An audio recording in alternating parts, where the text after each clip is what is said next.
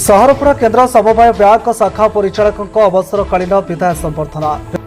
केन्दुझर केन्द्र समवाय बैंक सारापड़ा शाखा परिचालक दीनबंधु मिश्र को आज अवसरकालीन विदाय संबर्धना प्रदान कर मिश्र 1984 मसीह समवाय समिति कार्य आरंभ करते 2012 मसीह सारापड़ा केन्द्र समवाय बैंक रे शाखा परिचालक भाव जोगदे सारापड़ावासी प्रियभाजन होते कार्यकाल समय निष्ठार सहित कार्य कर केन्दुझर केन्द्र समवाय बैंक सारापड़ा शाखा को जिले में 1 नंबर कर सफल होते से जड़े मिष्टभाषी परोपकारी धर्मपरायण व्यक्ति भाव समस्त प्रियभाजन होते आज अवसरकालीन विदाय सभा सारापड़ावासी फूल तोड़ा उत्तर दे भव्य विदाय संबर्धना प्रदान करते। पाटना विजय रत्नपति निशिकांत बेहरा रिपोर्ट संधान न्यूज।